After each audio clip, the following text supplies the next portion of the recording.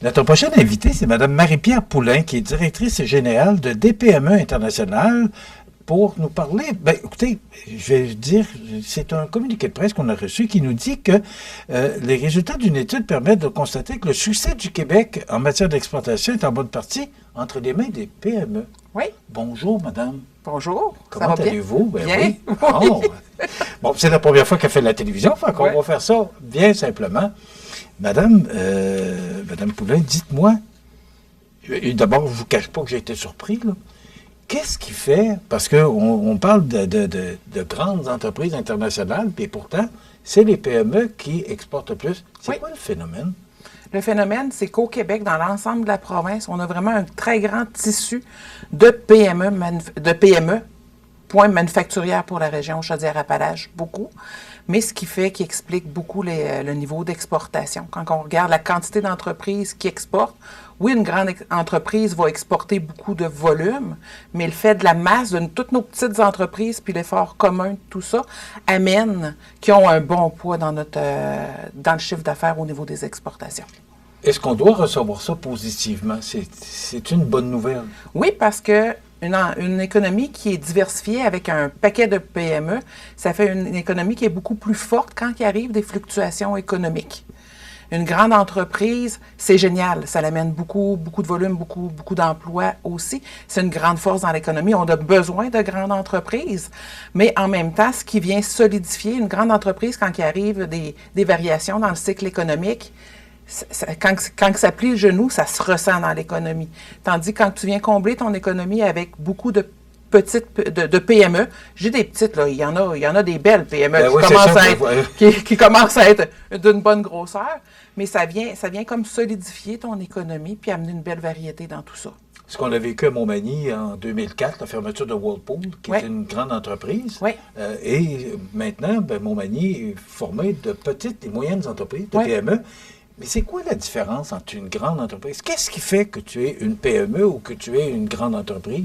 Bon, là, la vraie réponse à votre question, c'est il y en a qui différencient le point sur le chiffre d'affaires ou beaucoup les employés.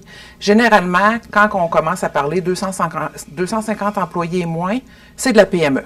On est beaucoup sur le M majuscule, là, ça. Puis, mais dans des littératures, il y en a qui vont se baser plus sur le chiffre d'affaires ou tout ça.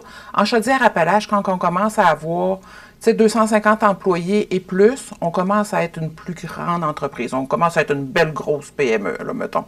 Fait que, ça. Mais souvent, c'est quoi le critère pour être une grande entreprise? Parce que pour les gens qui nous regardent, là, on dit GE pour grande entreprise, puis on dit PME pour petites et moyennes entreprises. Mais à partir de quand on devient une grande entreprise? Je dirais que... vite comme ça va être beaucoup sur le nombre d'employés. À 500 employés, vous êtes une grande entreprise. OK. Qu'est-ce qui fait qu'on est meilleur que les grandes entreprises?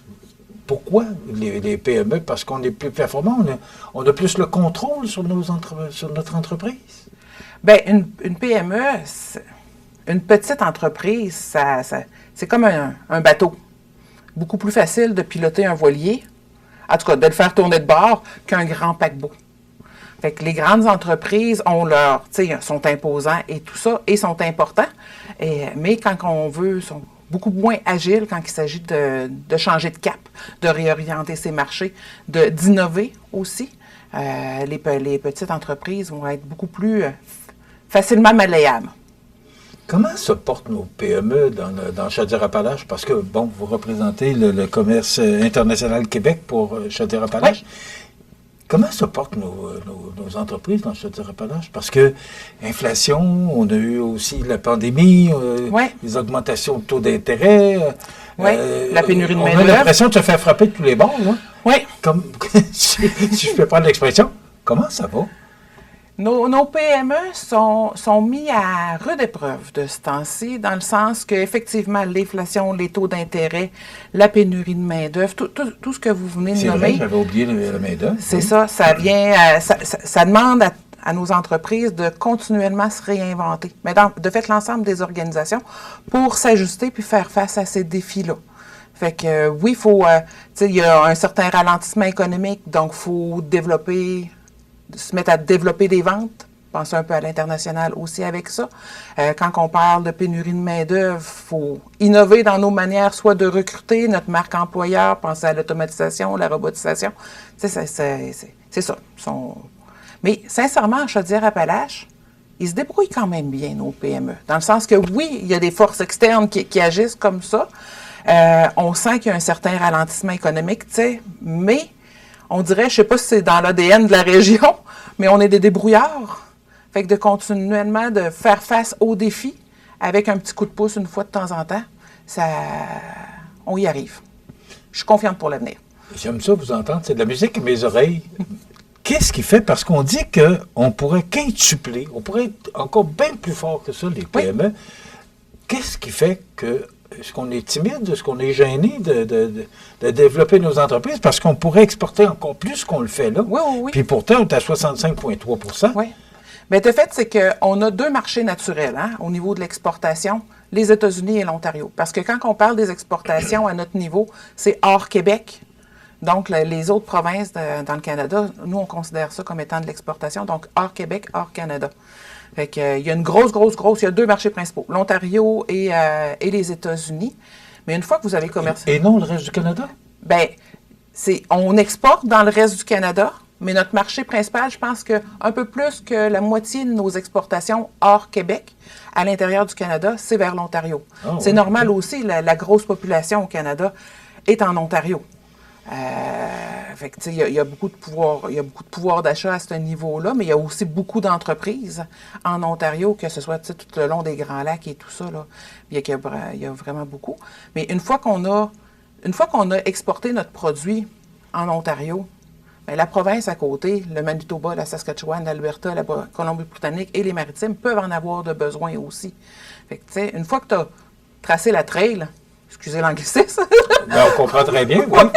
Pour réussir à exporter en Ontario, il faut répliquer la recette, l'ajuster un petit peu au goût de chacune des provinces, puis exporter. La même chose, notre marché naturel, c'est les États-Unis. Surtout en Chaudière-Appalaches, on est collé sur les États-Unis. C'est facile, ça fait longtemps qu'on exporte aux États-Unis. Mais il existe le Mexique, qui est pas trop loin. Il y a des accords de libre-échange. Il y a toute l'Europe aussi. Tous les pays francophones peuvent être faciles aussi. Fait qu'il y a du potentiel pour les produits qu'on offre dans l'ensemble de la province pour diversifier. Le mot-clé, je pense, là-dedans, quand on parle de quintupler, c'est la diversification des marchés. Bon, on sait que des secteurs du bois, la sériculture, le plastique et le métal, c'est la force du Québec. Oui. Mais dites-moi pourquoi. Est-ce que ce sont les moyens qu'ils ont à leur disposition ou je ne sais pas, quelle raison qui fait qu'on exporte, on pourrait exporter plus, faire plus d'argent? Mais pourquoi on ne le fait pas? Bien, le premier point, c'est vraiment une malconnaissance, un manque de connaissance au niveau de la possibilité des autres marchés. C'est vraiment le premier critère, là, de savoir que les autres marchés, des fois, oui, on peut être frileux un petit peu, mais le potentiel qu'on pourrait avoir à diversifier sur d'autres marchés, c'en est un. Le deuxième, bien, exporter, ça coûte des sous. Tu sais, démarcher, trouver les bons partenaires d'affaires, se mettre aux normes, gérer nos douanes comme il faut et tout ça. J'en passe, là, je vous passe toutes les étapes que ça prend, mais ça prend le coût initial pour y arriver. C'est quand même, ça peut être important pour les PME. Fait que ça, c'est un certain frein. Je dirais, vite comme ça, là, c'est les deux premiers. C'est quoi votre rôle parce que vous êtes directrice générale de TPME International? Oui. C'est quoi votre rôle là-dedans? De pousser ces entrepreneurs-là à pouvoir exporter plus? Qu'est-ce que vous faites, vous? Bien, chez Développement PME, on est l'ORPEX, ça c'est une abréviation pour l'Organisme régional de promotion des exportations. Notre rôle, là, c'est vraiment de sensibiliser les entreprises à l'exportation. Fait que je vais vous faire un parallèle que je fais un peu. C'est un peu comme faire acquérir les bases du commerce international aux entreprises d'ici. Donc, une entreprise qui veut j'aurais-tu du potentiel à exporter? On peut l'aider à identifier ce potentiel-là, identifier ses marchés. Une entreprise qui dit, « Hey, moi, je sais que mon produit, j'ai déjà des demandes, parce que des fois, on a ça, j'ai déjà des demandes, mais je ne sais pas comment faire. » Tu sais, c'est un peu construire la route. Une fois qu'on a construit la route pour amener une entreprise à exporter vers un pays, vers un certain pays, bien après ça, il ne fait que réemprunter cette même route-là par après. Fait que nous, on est là pour vraiment accompagner les entreprises en fonction de qui ils sont, qu'est-ce qu'ils veulent, quel marché ils veulent développer, puis quels besoins qu'ils ont, quelles connaissances ils ont, quels moyens qu'ils ont à adapter pour vraiment leur faire franchir les étapes une après l'autre, puis en les soutenant, en intervenant avec eux en fonction vraiment de leurs besoins. Il y en a qui sont plus autonomes, il y en a qui ont besoin d'être plus accompagnés. On adapte en fonction des besoins de l'entreprise. Est-ce que l'inverse est aussi vrai? Parce que là, vous dites des entrepreneurs qui voudraient mais qui ne savent pas comment. Est-ce que ça arrive que c'est vous qui allez dire, bien là, pourquoi? Tu as une belle entreprise, tu as un beau produit qui pourrait s'exporter facilement. Est-ce que vous êtes aussi conseillère dans ce sens-là du développement international? Ça, on peut des fois faire, on va dire, Mais allumer des lumières. C'est plutôt rare, c'est plus l'autre sens. C'est plus l'autre sens. Mais on peut, là, des fois, au fur et à mesure, ça va être plus de l'ordre de discussion informelle qu'on va faire ça. Donc, ce que je comprends, c'est qu'on pourrait exporter bien plus du Québec vers l'extérieur. Oui. Est-ce que c'est général? Là, on parle de Chaudière-Appalaches, mais est-ce que c'est général? De fait, l'étude, c'est le Québec au complet? C'est le Québec au complet qui est comme ça. Oui. Oui. On a un potentiel, puis on a des belles pépites d'or dans l'ensemble de la province, là, des entreprises qui offrent des choses, qui exportent déjà un peu partout dans le monde. Puis on pourrait en faire encore plus. Est-ce que les gens sont au courant de ce que vous me dites aujourd'hui? Moi, je suis surpris, là, parce qu'on travaille tellement là-dessus, et souvent, une fois par année, on voit les chiffres qui sortent là, des exportations que le Québec a annuellement. Mais je suis un peu beaucoup surpris. Est-ce que le gouvernement est conscient de ça? Oui. Oui, parce que les efforts qui sont faits sont où à ce niveau-là pour inciter les entreprises à exporter plus? Bien, en investissant dans le réseau des ORPEX, parce que le réseau des ORPEX est financé par les deux paliers de gouvernement, le fédéral et le provincial, ça vient aider à créer la base des entreprises qui exportent. Parce qu'une petite PME d'aujourd'hui, c'est une grande entreprise de demain, là. Il y a un potentiel, là. C'est rare qu'une entreprise naît grande. Oui. Fait que c'est comme un être humain. Ça commence petit, ça grandit. Fait que oui, les gouvernements sont au courant. Puis, tu sais, c'est la base d'une économie. Faut que tu exportes. Tu sais, souvent on entend parler de balance commerciale. Il faut que tu cherches à exporter autant de valeur que ce que tu importes. Parce que sinon, ton économie, elle se ramasse maganée un peu entre les deux. Il reste à peu près 2 minutes et demie. Vous n'avez pas de boule de cristal, là? Non. Mais j'aimerais beaucoup. comment vous voyez l'avenir de nos PME? Est-ce que vous êtes optimiste? Je suis d'un naturel optimiste. Donc, oui. OK. Ça. Par contre, il y a des actions qui doivent être prises relativement rapidement. Quand on parle, tantôt on parlait d'exportation. Okay? Une économie, ça varie. C'est normal que ça ait des cycles, que ça varie. Puis on l'a vécu dans les dernières années. Il y a beaucoup d'entreprises qui ont eu de la misère à suffire à la demande. Surtout 2021-2023, je dirais, parce qu'il y a comme eu une augmentation de la demande dans beaucoup de types d'entreprises. Il y en a d'autres que ça a été différent, mais dans beaucoup de types d'entreprises. En raison de la pandémie? Exactement. Oui. Fait que ça, puis il y en a quelques-uns qui ont comme un peu arrêté de faire du développement des affaires, de penser à se diversifier et tout ça. Parce qu'il y avait de la misère à suffire à la demande. C'est humain, là, que ça. Mais il faut continuellement regarder en avant puis chercher à se développer, se diversifier et tout ça, parce qu'on ne sait jamais qu'est-ce qui nous arrive sur le côté. Est-ce que nos entrepreneurs, je vais le dire respectueusement, sont un peu peureux? Est-ce que c'est périlleux de dire, ben là, je vais augmenter mes exportations, puis vous l'avez dit, là, c'est pas simple. Là. Non. Mais est-ce que nos entrepreneurs sont un petit peu peureux de... Mais premièrement, pour être en affaires de ce temps-ci, il ne faut pas être peureux. À la base, j'ai un très grand respect pour les entrepreneurs parce que juste gérer ça, gérer les gens dans les équipes de travail, il faut avoir un certain courage à la base pour faire ça. J'ai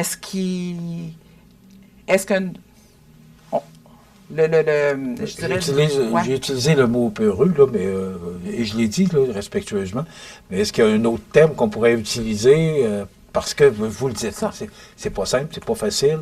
Les Américains, on ne sait pas trop ce qui va se passer avec les élections le 5 novembre prochain. Est-ce que c'est tous ces phénomènes-là qui font qu'on est un petit peu plus assis dans la chaise et on regarde... Je dirais plus qu'on aurait avantage à faire plus de veille. De voir le potentiel, voir ce qui s'en vient, être un peu plus au courant de, bien, s'il se passe ça, mettons, aux États-Unis, quels peuvent être les impacts chez nous? Il se passe ça dans tel autre coin du monde, c'est une opportunité pour mon entreprise? Je dirais plus ça. Plus, pas tant peureux qu'avoir avantage à faire un peu plus de... se lever le nez un peu des opérations, puis faire de la veille. Merci beaucoup d'avoir été avec nous. C'est très intéressant. Merci. L'économie, j'en mange. Alors, c'est une entrevue très intéressante de savoir que nos PME se portent très bien chez nous, puis ils pourraient se porter encore mieux. Oui. Oui. C'est ce que j'ai compris. Oui. Madame Marie-Pierre Poulain, directrice générale de DPME International, merci d'avoir été avec nous. Merci à vous. Voilà, ça complète.